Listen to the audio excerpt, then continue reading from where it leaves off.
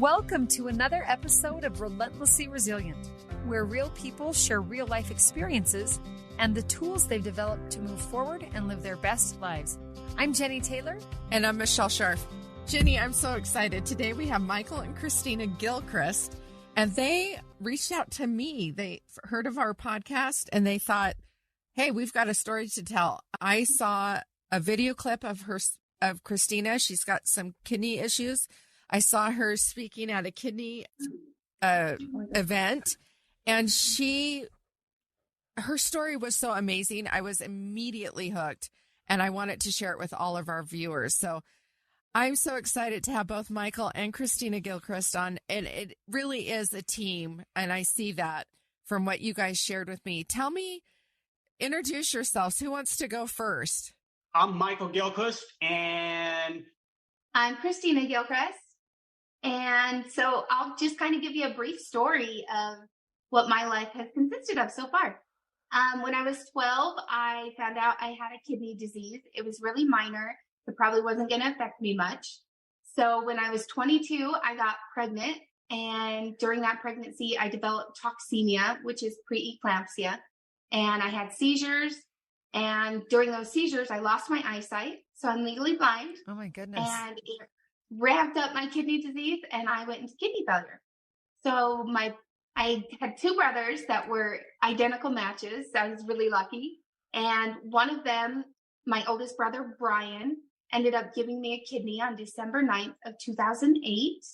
And I ended up rejecting that kidney within a couple years. Oh, and so then I had to go in-center dialysis. And during this period of time, I was a single mom, and it was hard.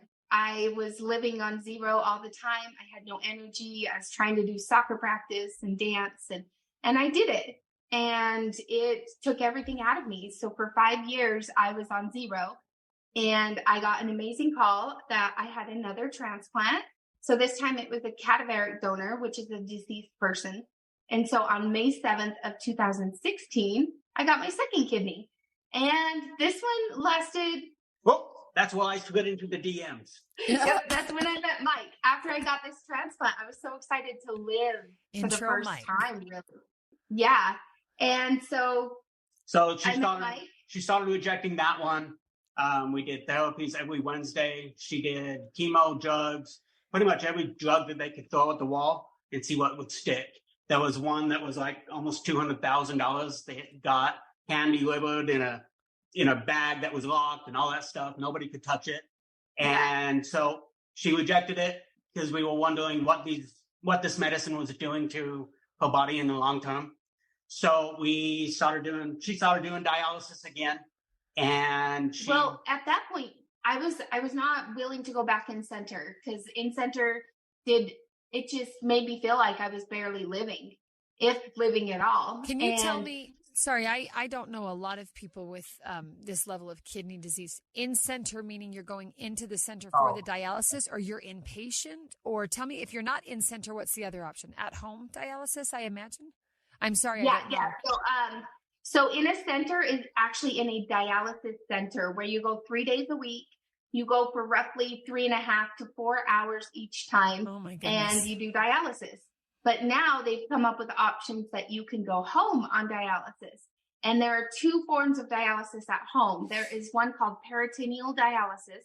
And that's when you have a catheter in your stomach and a sugar water gets put into your stomach, and that helps clean your blood and pull fluids. And then there's also a home hemodialysis, which is actually the same dialysis as you do in center, but you do it at home. So you do it more often.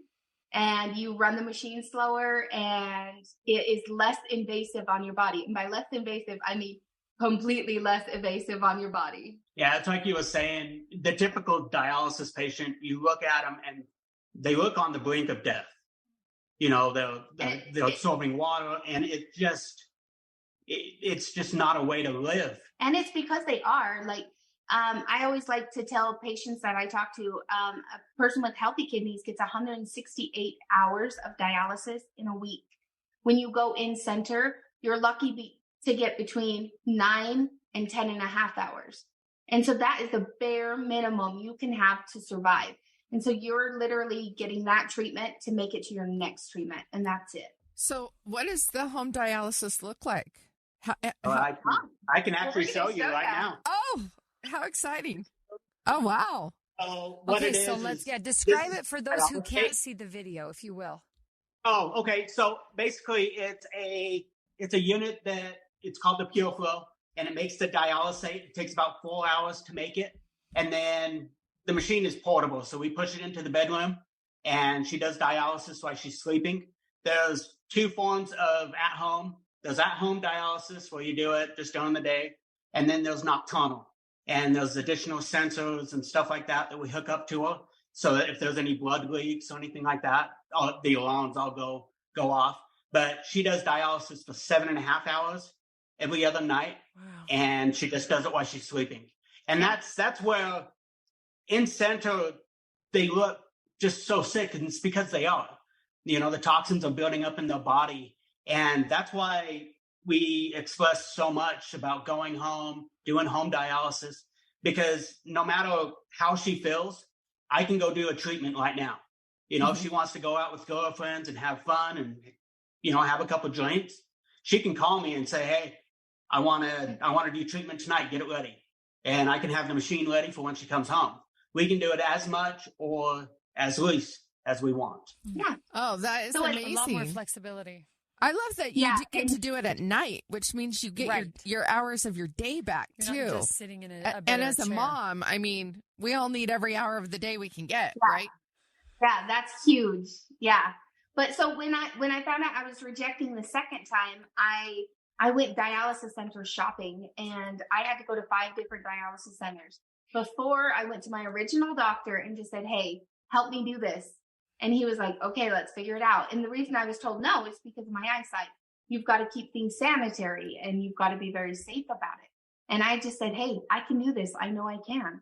And so I got him to help me, and we figured out little tricks that we would use for me to use my hands to actually roll together to connect the lines and stuff like that. So it was sanitary and I was still visually impaired. And so I ended up doing PD on my own. Completely. I set it up. I broke it down, everything for 3 years. Mm-hmm. Wow. Oh, wow. Yep. For 3 years. And those years changed my life. I got to continue living while doing dialysis. I set up solar panels. We have some property up at Sourdough, and it's just a local up by Huntsville. And I set up solar panels so we can go up and do dialysis up while we're camping. Pretty much, I want to make sure that anything she wants to do, we make sure we can do it. She's got that option. And so then her PD failed, and we had to start doing home hemo. Yeah. Which is home hemodialysis. So the PD is the liquid in your stomach, and the home hemo is the blood. So here's my question. It sounds like one of these things maybe works for a while. Like you had the kidney transplant, and for a year or two, maybe you're okay. And then you can do the PD type of treatment, and that works for a while. And then your body just says, nope, not anymore. And you've got to find a new treatment option. Is that fair to say? You're totally right. So PD dialysis is not a long-term thing. Everybody's completely different. Some people can last up to 15 years doing it. Some people get a year and a half. I got 3, which is pretty darn good. So that's one of those where it's kind of just a transition to learn how to do the hemo at home. And transplant's the same way. You can get a transplant, and for some reason it can reject almost immediately. Or we know people that have had transplants for 20 plus years. Yeah. So, yeah, we always say once you're in kidney failure, once you're in kidney disease world, you're in there for the rest of your life. Even if you get a kidney, you are still a kidney patient who is being treated on a regular basis. There's also some stats that when you're on dialysis, you have roughly, a 5-year expectancy of living, but that doesn't include home. She is the healthiest that she probably has ever been. She looks amazing. Yeah. At home. I wish everybody could see the video. She's gorgeous. Yeah. We need to take a break. We'll be right back. And I can't wait to hear about your guys' story. Okay. We're going to take a break.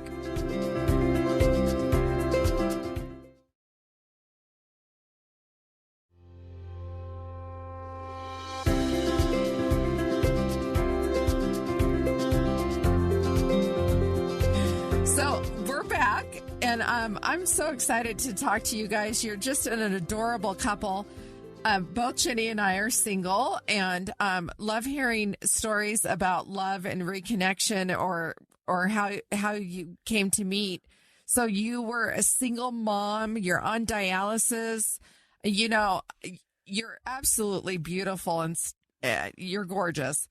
But it's, you know, I've been involved in the like singles community for the last 5 years, and people have a lot of ideas or beliefs about what stops them from being able to be wanted or lovable. And I would say that it would have been very easy for you to say, no one's going to want to, I have a child. I've been a single mom. I have kidney disease. I have too much for somebody to be willing to take on. And yet this man slides into your DMs. Tell us your story. Well, and I just happened to think she was hot, so I sent her a message. But she literally never checks her Facebook. Yeah, I never do because of my eyesight. It's just really hard to do. It's got to be really hard. After I've gotten that kidney, for the first time since my daughter was born, I was like, hey, Ty, will you help me get on Facebook and message people, you know? And he had sent me a message that day. Oh, and wow. So my adorable little girl actually texted my message back to him. Okay, how old was your daughter? Right now, she's 18 going on 19. I mean, how old was she when she was doing your DMing for you? When she was like 12. Oh, that's and then I'm a single father as well. And I had a daughter that was roughly the same age. She was about 14. So pretty much she fell in love with my daughter. She moved in first, and then I kind of just tagged along. Yeah. Thankfully. She lived with us for about 2 months before Mike moved in. That was finally, why do I even have a house? My daughter doesn't even live here anymore. So that's great when the kids get along in a blended family, because that's not always common. So is that what happened first, is that the girls really just became good friends? And I think all of us just became good friends. Yeah. Because she wanted to do all this stuff, and I don't care. I'll go do it. She wants to drive a truck. I'll take her on the mountains. She can drive a truck. So you got a blind chick up in the mountains driving a truck, so be careful. Yeah. But, you know, and if she wants to go camping, if she wants to, and I do it mostly to make her mom cringe a little bit and all that stuff, because I'll throw on the back of my motorcycle and we only go the speed limit. Of course. If her mom is listening. But, you know, it's just one of those where, well, if she wants to, yeah, let's go do it. Oh, that's I love awesome. that you're not letting what other people might see as her limits get in the way. Like there's no limit. There's no limit. I keep forgetting that you're blind. I've not mentioned that. And that's why I started a support group, Living on Dialysis, because I pushed the envelope so much with people. I'm like, well, we want to go do this. We want to do this. How do I do this up in the mountains? And they're like, you can't. I'm like, yeah, we can. There's no reason why we can't. Yeah. We can put gloves on. We can sanitize. So we did home hemo up on our deck using a generator. Wow. And, you know, it's quickly become this little group that I started last year about this time. It exploded to over 5,000 people. You know, we are traveling. We travel all over the United States. We went to Washington, D.C., talked to Mitt Romney, Mike Lee, basically to push kidney funding and wellness and stuff like that. And, you know, and we traveled to Idaho. We've traveled all over the state talking to dialysis clinics. And it's basically when you see like this older couple, because we're not the typical dialysis couple. Yeah. You know, the typical, when you think of dialysis, you think of like an old couple and stuff like that. And when you're talking to that couple, the man, he's just retired. He's devastated because he's like, this is supposed to be the best years of my life. And I start showing pictures of Christina on a motorcycle doing dialysis up in the mountains. And you can see that light switch of, oh my gosh, we can do this. And that's what we get to do, is we get to help them and show them how we did it and get them back living again. Mm-hmm. Let's talk about that for a minute. I always love when someone has their own difficulty in life and turn that into helping other people facing maybe a similar difficulty. You mentioned you started this group. There's now 5,000 of you or something. Tell us about that process. Do you meet in person? Is it a virtual connection? And how did you kind of go about bringing those people together? And maybe what resilience have you either seen in yourselves or in those that are now part of this group with you as we talk about building the muscle and the tools of resilience? So when I started the group, I was tired of getting all of my answers after something happened. You know, like for a medical procedure or something like that. We're like, whoa, why didn't I know about this? Why didn't I know about this? And I told him, I'm like, I'm going to start this group. And I already know she's hot and her story is addictive. And I told her, you're going to explode on the internet. And I started with posting a picture of her doing dialysis on a motorcycle. We got caught in traffic going to Wendover. And we had to exchange our fluids. So we pulled over. We did what we had to do.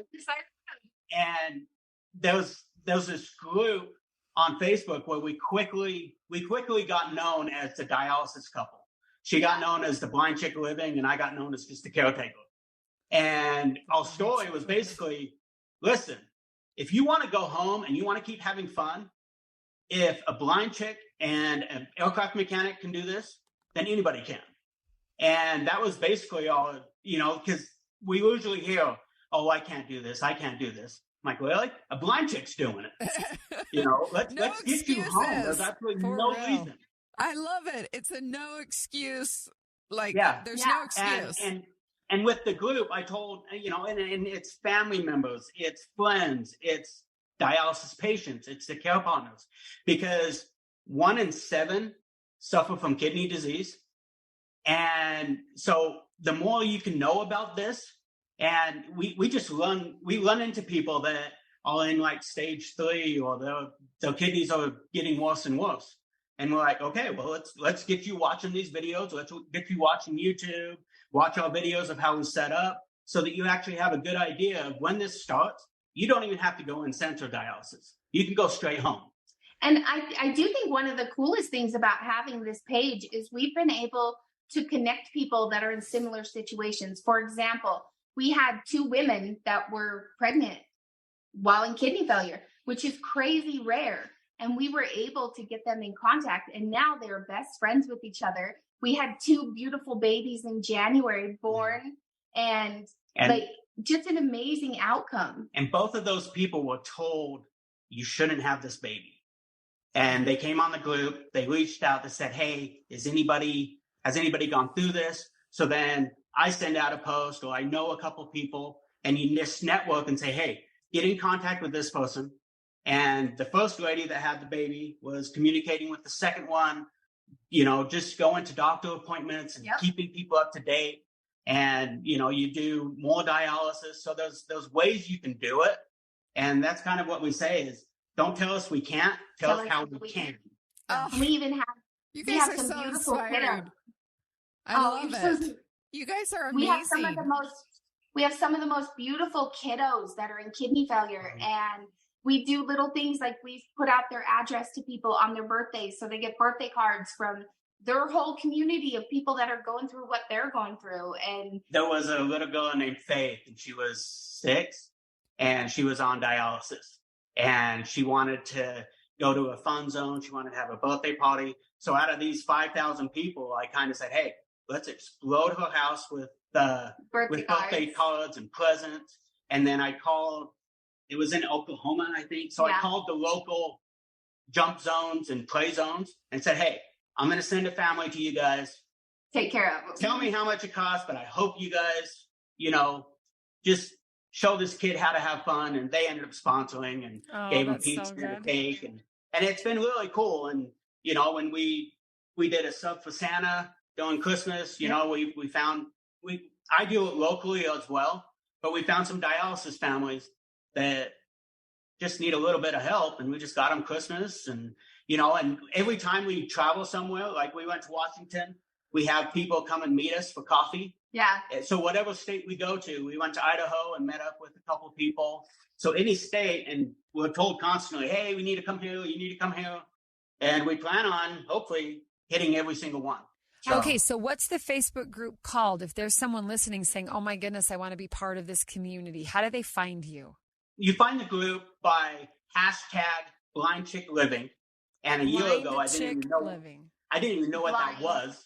Hashtag blind chick living. Thank you. And the search would just explode with just videos of her, and the dialysis group. The dialysis group is actually called Living ! On dialysis. And you'll see her face on the main page. It's her doing dialysis up in the mountains. But I just tell people, and not even patients, but anybody that had a grandma on dialysis or wants to know more about it, get on there, because you have stories just like her. There's another chick, she goes by the dialysis diva, and she's been doing dialysis for 35 years. Wow. And she's 41. Yeah, and she's phenomenal. Her whole life. And she was an inspiration for Christina.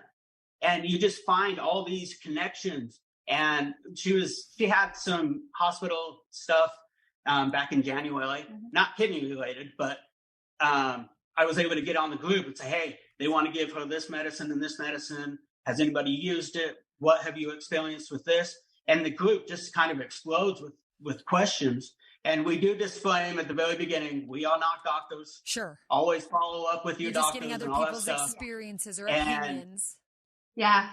And I like it because I tell people I dumbify dialysis. They teach us how to do it, and then I spin it to where, okay, they have to teach you this way because of medical procedures and stuff like that. And then I show you how to actually do it as a normal person. So. Okay, here's my question. Anytime we talk about medicine, medical treatment, medical care, medical conditions, what pops into my mind is finance, money, insurance, cost. So I don't know. Again, I do not have a kidney disease, and no one in my immediate circle does. So I haven't been intimately involved with someone, whether you're going to the center or doing the two different types of home or on the side of the road with a motorcycle. Does your health insurance cover the equipment, the machine? Like, I think of a diabetic needs insulin and kind of ongoing supplies and equipment and medication. Let's talk about that side of it, especially in today's healthcare world in America. Is living on dialysis incredibly expensive in order to be able to live and have the kind of access to this dialysis you need? Or is it something that, hey, really, once you got the machine, you're good to go? Are we okay to talk about the money side of it? This is why we went to Washington, D.C., was to do more preventative care. Because if you do preventative care, it could just be a blood test that catches all of this beforehand. But dialysis is extremely, extremely expensive. And kind of how it works is once you go into kidney failure, you now are a Social Security candidate. And so you can get on Medicare. But a lot of people, their spouses have insurance through work. So you're dealing with the same copays, you're dealing with the same out of pocket, you're dealing with basically the same as everyone else, but you pretty much hit that out of pocket max within January. And it's kind of like, well, it's just like with prescriptions and stuff like that. Yeah. Like I'll be complaining and doing everything I can to find an alternative because yes, a pill's only $60, but that's 60 times 20 pills or a copay that we have to do 3 times a week. Sure. So Medicare and insurance and all that stuff helps out a ton, but the nickel and diming and it adds up. And the good thing about her being home is it's less doctor visits because she's healthier. She feels better. So when we have to check in with our clinic once a month and we can do a televisit. We just call in, say, oh, she's great. This is this and this and this, and I send off her labs in the mail. And so, yes, dialysis is extremely expensive.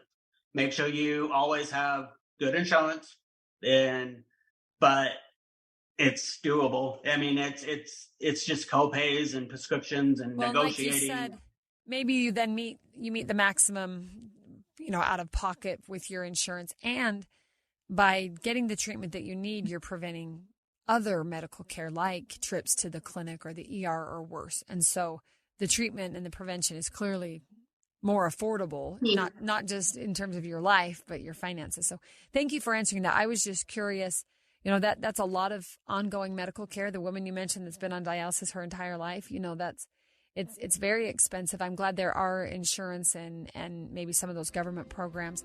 And of course, we hope that you're successful in lobbying to get better care, better treatment, better prevention. So let's take one more break and we'll come right back.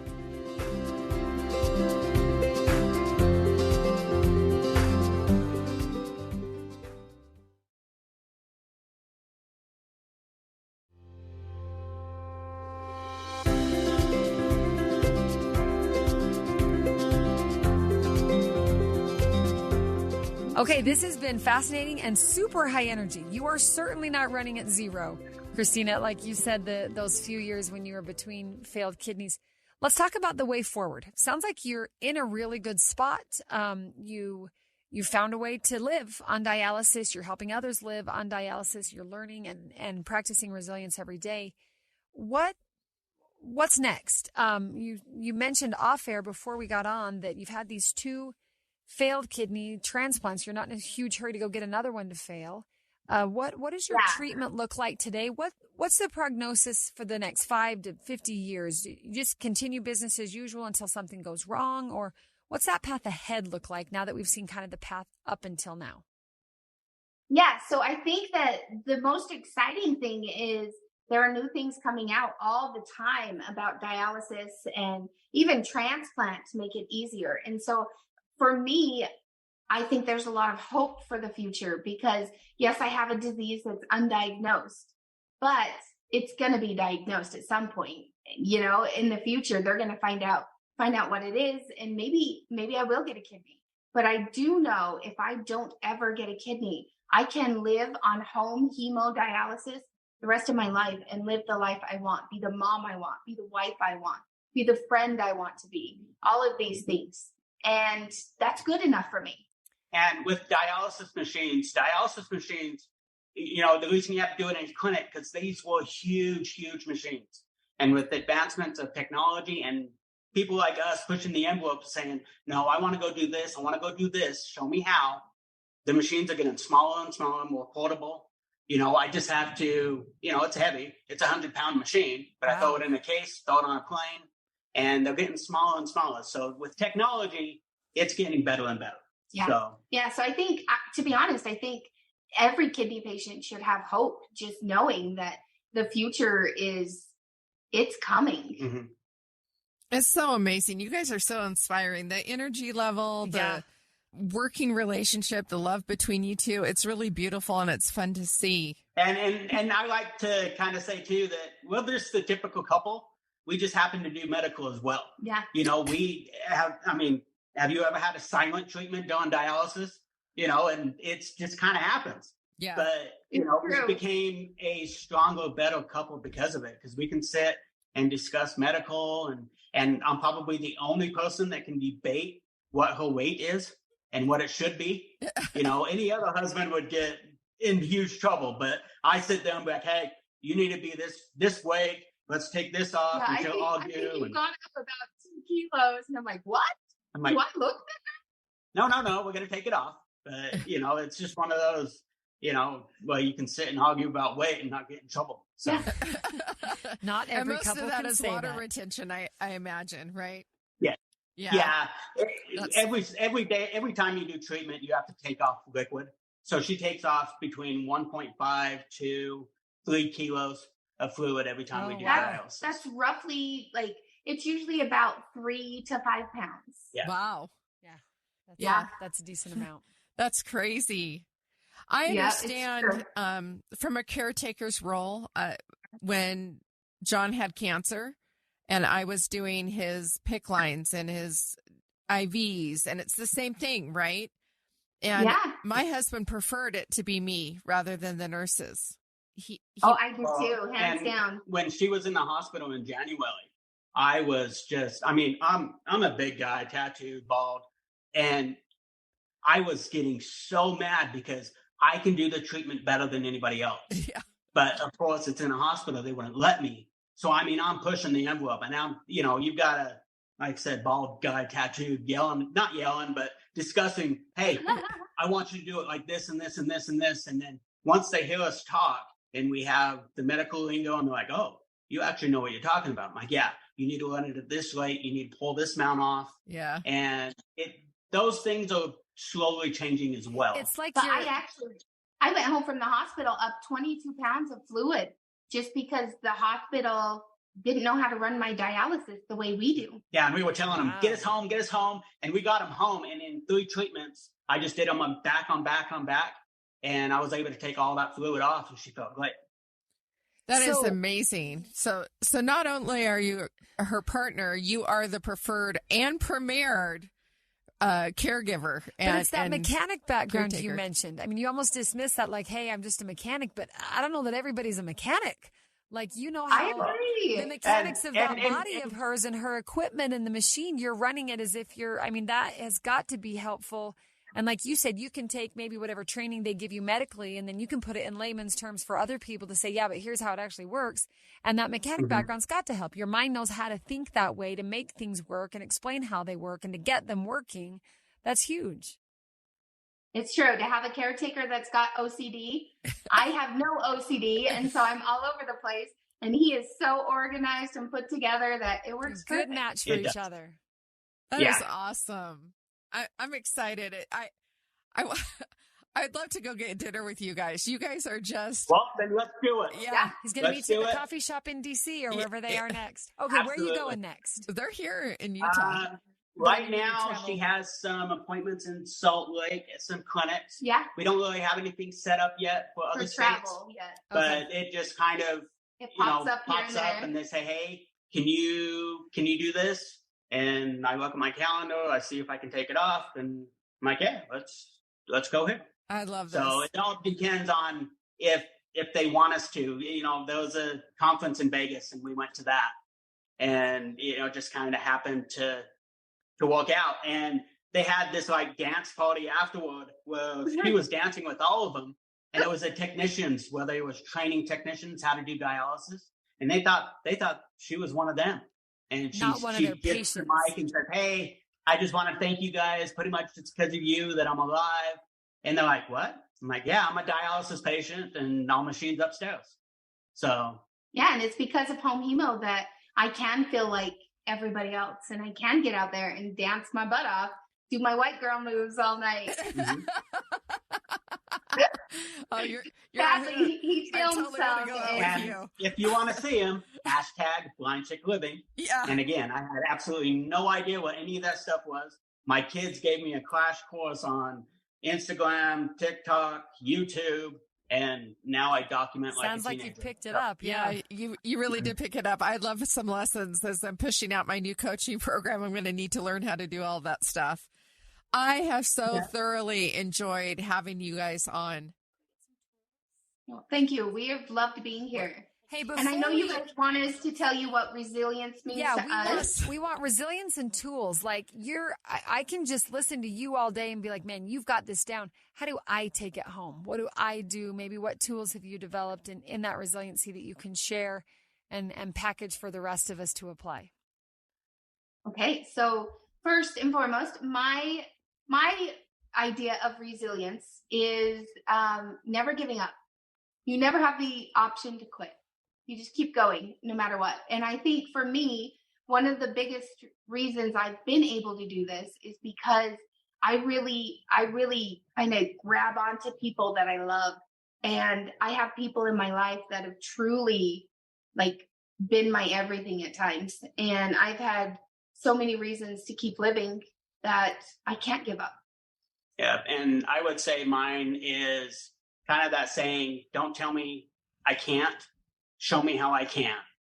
And pretty much we just push the envelope of if she wants to do it in Vegas with one of her friends, if she wants to take the machine by herself, we will find a way to make that happen. Anything she wants to do, we'll make it happen. And if a patient wants to go home, message us, message anyone, talk to your clinic, talk to your doctor and say, hey, what is this home hemo? How do I learn about this? How do I do it? And for the patient, the number one thing is don't be afraid.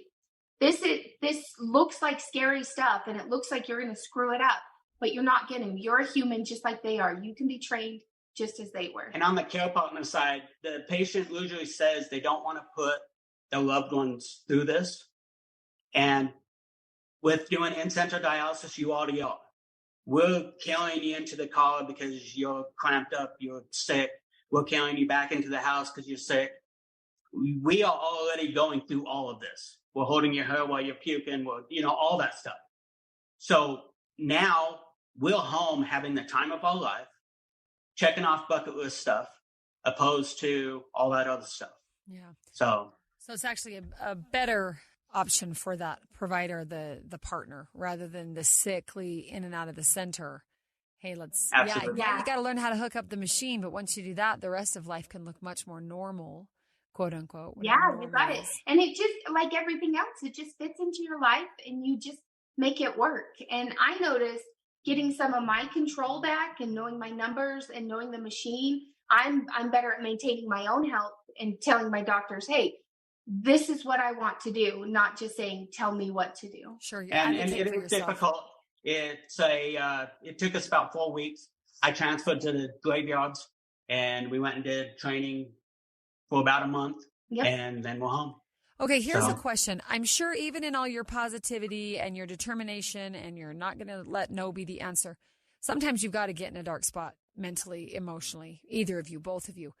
Maybe a tool or a tip, how do you get out of that? How do you deal with that when you're kind of in that funk that hits where it's not necessarily 100% related to, can I turn on the dialysis machine or not? I'm just not mentally in the game right now. How do you get back?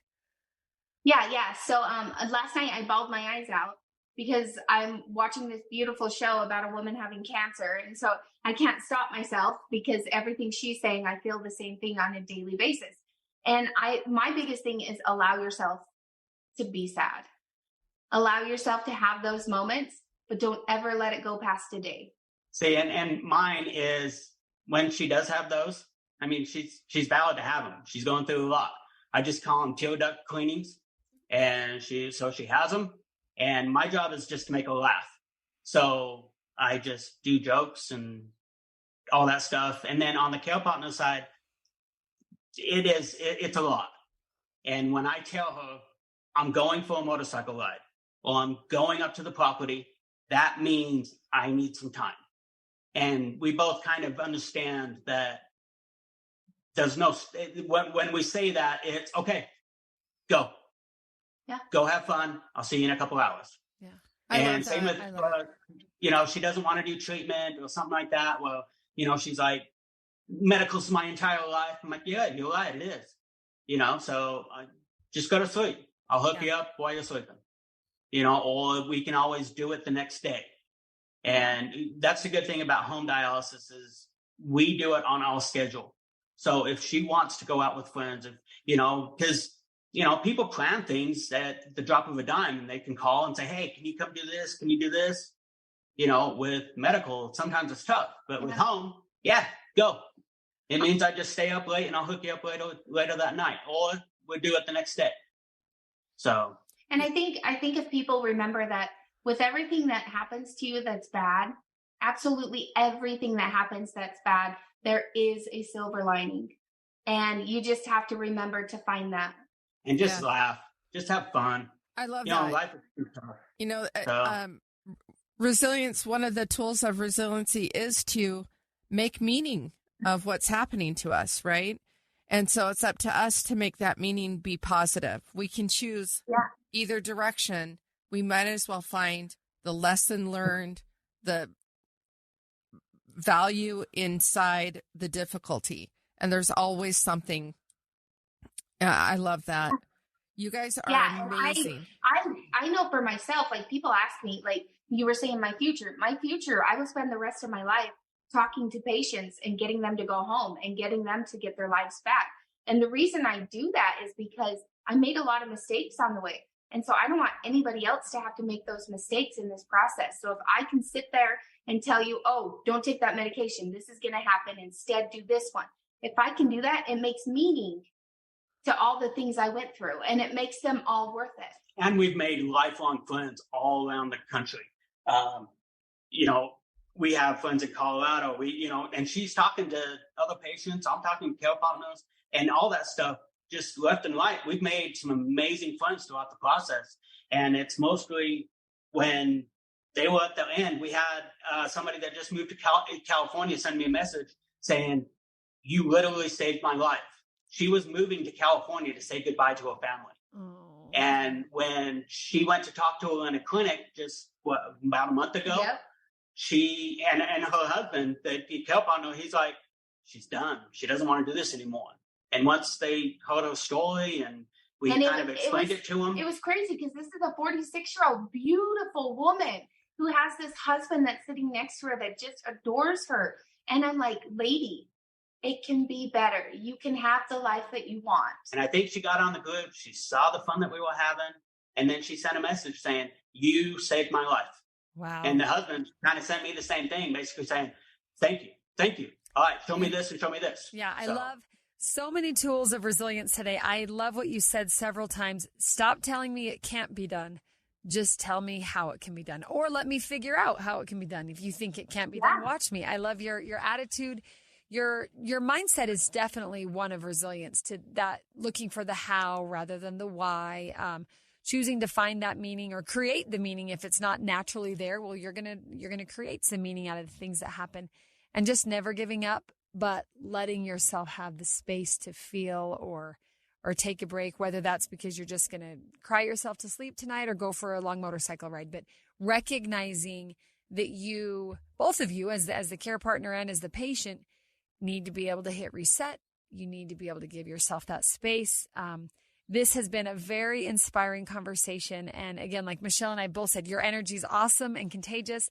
And that positivity for life really has propelled us forward. So thank you for joining us. Thanks for reaching out and being willing to share your story. And we say always to all of our listeners, if you're listening to someone else's story, odds are you've got your own story to share too. And the details might be different, but those lessons learned and those tools developed can be so helpful to other people. So if you're listening to this podcast, thank you. We hope you have enjoyed what you've heard today. Find us on your favorite podcast platform and give us a like and a rating and a review. And then take the next step and reach out to us and tell us a little bit about yourself and your story. And we'd love to share that here on the show. You can find us on social media at Relentlessly Resilient Podcast or email us at rrpodcast@ksl.com. And remember, whatever you do today, remember to be kind. You have no idea the struggles others are dealing with in their lives. Have a great day. Thanks for joining us.